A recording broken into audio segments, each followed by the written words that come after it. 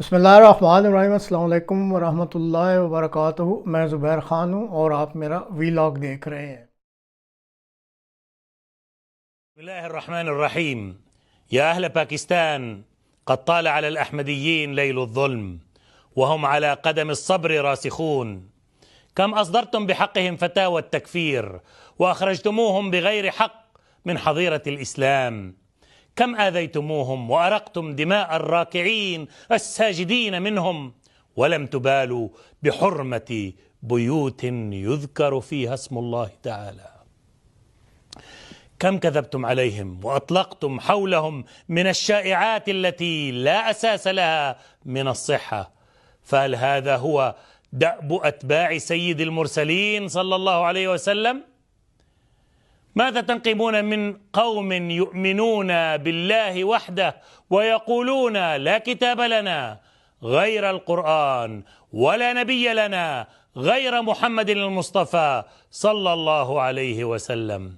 أين أنتم من حديث النبي صلى الله عليه وسلم: من صلى صلاتنا واستقبل قبلتنا وأكل ذبيحتنا فذاكم المسلم له ذمة الله وذمة رسوله فلا تخفروا الله في ذمته. ترى كيف طابت نفوسكم أن تخالفوا قول نبيكم صلى الله عليه وسلم؟ هل يريق أتباع الأنبياء دماء الأبرياء باسم الدين ويذيقون غيرهم ألوان التعذيب والاضطهاد؟ من الذي قال لنوح عليه السلام: لئن لم تنتهي يا نوح لتكونن من المرجومين؟ وقال لإبراهيم: لئن لم تنتهي لأرجمنك واهجرني مليا؟ وقال لشعيب: لنخرجنك يا شعيب والذين آمنوا معك من قريتنا أو لتعودن في ملتنا. ومن الذي قال: اقتلوا أبناء الذين آمنوا معه واستحيوا نساءهم؟ من الذي أخرج الحبيب محمدا صلى الله عليه وسلم وصحابته من ديارهم بغير حق إلا أن يقولوا ربنا الله، بعد أن أدانوهم بتهمة الارتداد عن دين الآباء والأجداد وعذبوهم عذابا أليما في صحراء مكة المحرقة؟ ومن الذي يقول للأحمدية اليوم نفس ما قيل للرسول وأتباعهم؟ ومن الذي يقول للأحمدية اليوم نفس ما قيل للرسل وأتباعهم من قبل ويفعل بهم مثل ما فعل بأصحاب النبي صلى الله عليه وسلم؟ هل يسخر أتباع الأنبياء من مخالفيهم ويتغامزون عليهم وينابزونهم بالألقاب؟ هل هذه خصال المؤمنين أم أفعال المجرمين؟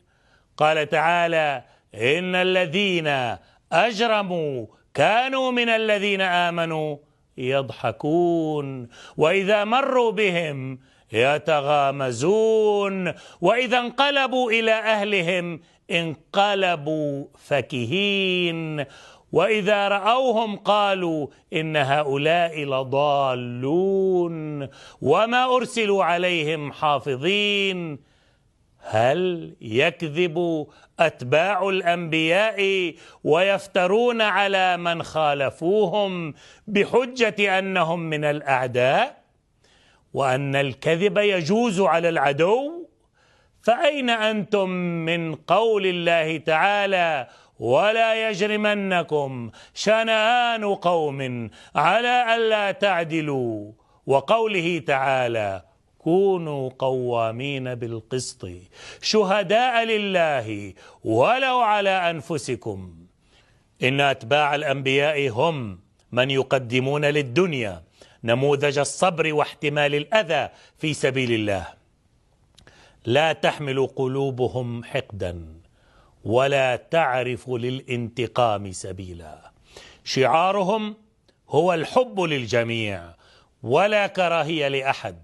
ينصرهم ربهم ومولاهم ولو بعد حين، مهما أظلم عليهم ليل المحن، فهم على يقين من طلوع الفجر، ولا تستطيع قوة في الأرض أن تضرهم، لأن لهم صلة وثيقة بالسماء.